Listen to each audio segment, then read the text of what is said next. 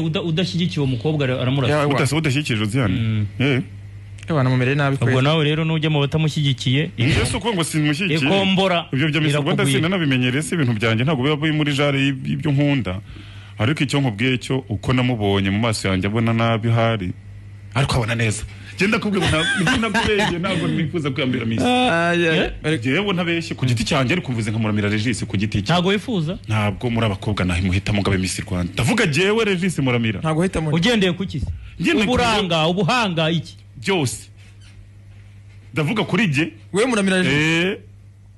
ariko nanjye reka mvugisha ukuri gose ntitujye ariko kuki abantu babaho ukuri guca muziko ni gushya ntakubeshye nje ubona bamamagaye aho mpagaze ndahazi uriya mukobwa bambwiye ngo Miss Josiane uretse itangazamakuru n'ikuririza ry'ibintu ngo byabene ngo bivumbutse ngo bivuye aha ngewe ntako namutora rwose ariko muri muntu ari mu bwenge ari mu buranga abantu Guys, mbere yo gukomeza reka tubanze twamamaza umuterankunga mukuru w'ibiganiro byose tubagezaho nta wundi rero ni Monaco Cafe. Monaco Cafe ni restaurant igezweho hano mu mujyi wa Kigali igufitiye pizza, chips, burger n'ibindi byose ujya wifuza kurya wasohotse, igufitiye kandi ibinyobwa by'ubwoko bwose.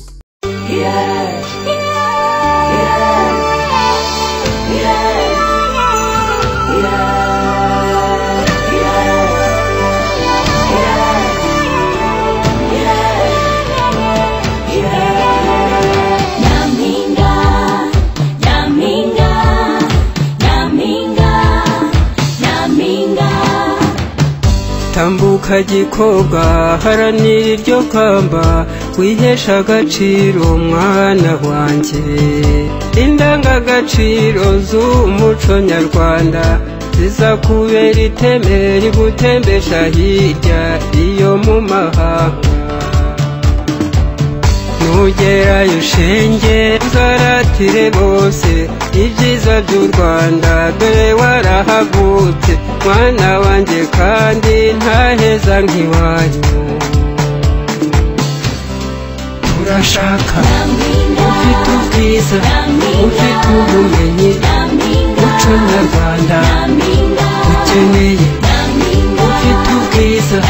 ufite ubumenyi umuco nyarwanda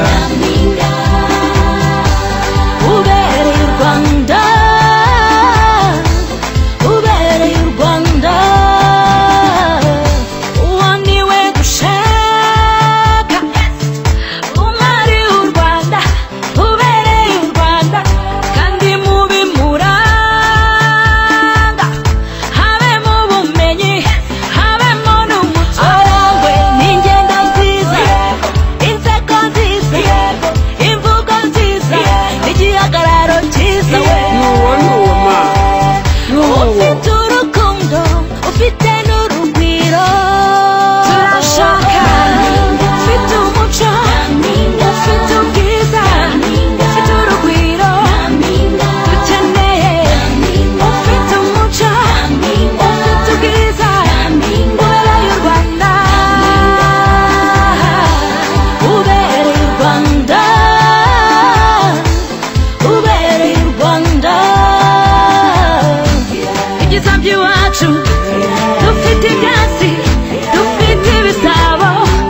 dufite inyambo inka zirakamwa iwacu nyampinga arakamisha